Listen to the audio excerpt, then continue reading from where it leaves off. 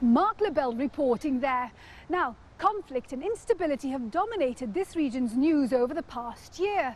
In many ways, the cost of war is immeasurable, but the economic impact and loss of productivity can be countered. It's a bleak prognosis for Syria, where more than 3 years of conflict have decimated the economy, with the United Nations estimating it would take at least 30 years to recover if fighting stopped today. Iraq has been plunged into further crisis, with Islamic State seizing almost all the mainly Sunni parts of Iraq, and the IMF predicting that the country's economy is likely to shrink nearly 3% this year. In Libya, the internationally recognized government of Prime Minister Thini continues to be challenged by an Islamic militia coalition based in Tripoli. Both sides are battling to control the country's oil revenues. And in the Holy Land, this summer's conflict in Gaza led to the destruction of more than 350 factories and thousands of acres of farmland. That's according to the United Nations. Meanwhile, Israel's economy shrank by 0.4% in the last quarter due to a drop in tourism. In Jerusalem, the murders of Palestinian and Jewish youth led to riots and revenge attacks, which in turn hit visitor numbers and investor confidence, as Leana Hosea now reports from the Holy Land. It may be called the City of Peace, but no other city has been more bitterly fought over than Jerusalem. There's been months of unrest here, but in the bustling, mainly Jewish Machane Yehuda market in the west of the city, it's hard to tell. Popular with locals and tourists, it has in the past been the target of 2 bomb attacks, most recently in 2002. So how has business been affected? Usually every day it's about 85,000 people coming to the market. In Mahanoud, it's 330 shops. In the last 2 weeks, it's dropped down in the, I think, 30%. But my experience, I'm 12 years in the market. I found out they forgot very quick and they come again. So it's up and down, up and down.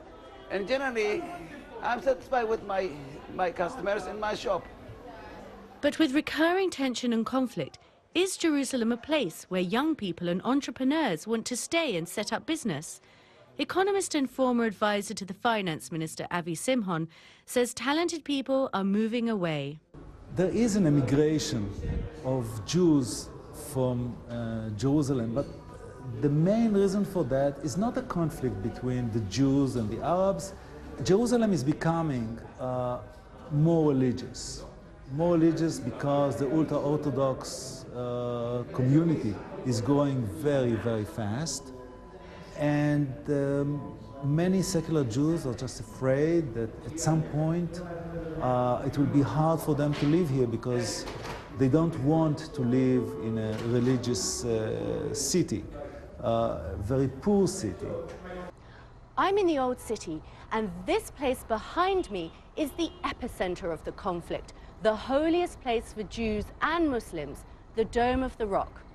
The economy here in East Jerusalem, where the majority are Palestinian, is worse than in the West. Palestinian Jerusalemites pay their taxes to the Israeli state, but according to the United Nations, they only get 7% of government spending, so public services and infrastructure are poor.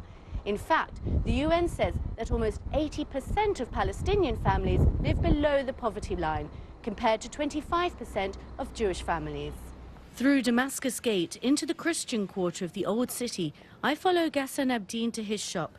Tourist arrivals have been down 20% in the last few months, and the impact is felt keenly in East Jerusalem. There is a lot of shops that are closing down at the Old City because of the economic situation. So, for example, here this shop is closed, this shop is closed.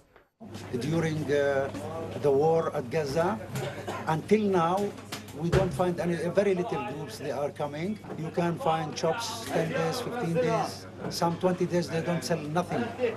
Because we are in East Jerusalem, nobody care about us.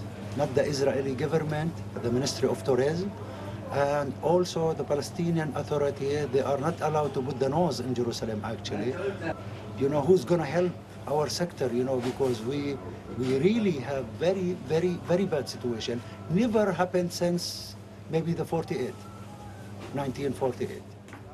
According to the Jerusalem correspondent for the Haaretz newspaper, the economic woes of East Jerusalem could have played a part in the recent violence.